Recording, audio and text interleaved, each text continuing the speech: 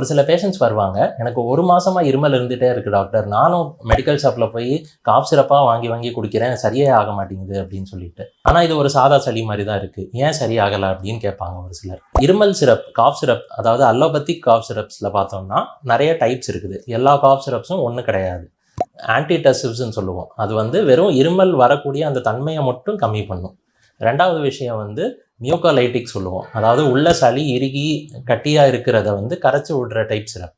அடுத்த விஷயம் எக்ஸ்பெக்டரண்ட்டுன்னு சொல்லுவோம். இந்த உள்ளே இருக்கிற சளியை வெளியில் ஏற்றுறதுக்கு ஹெல்ப் பண்ணும்.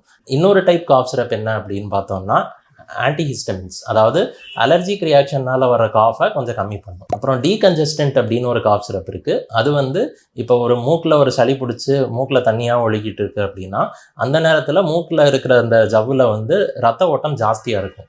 அந்த ரத்த ஓட்டம் ஜாஸ்தியாக இருக்கிறனால தான் அந்த மூக்கில் சளி ஒழுகிட்டே இருக்கும். ஸோ அதை அந்த ரத்த குழாய்களை கொஞ்சம் சுருக்கிற மாதிரி ஒரு மெடிசன் இருக்கும். ஸோ அது சளி அளவை கொஞ்சம் கம்மி பண்ணிவிடும். ஸோ இதுதான் டீகன்ஜஸ்டன்ட்னு சொல்லுவோம். ஸோ இந்த மாதிரி ஒவ்வொரு டைப் காஃப் சிரப்புக்கும் ஒரு மெக்கானிசம் ஆஃப் ஆக்ஷன் இருக்குது. ஸோ அது என்ன கண்டிஷன், எதனால அந்த இருமல் வந்துச்சு அப்படின்றத பொறுத்து தான் சூஸ் பண்ணி கொடுக்கணும். இந்த சாய்ஸ் ஒரு டாக்டரை பார்த்துட்டு எடுத்துக்கிட்டால் நல்ல விஷயம்.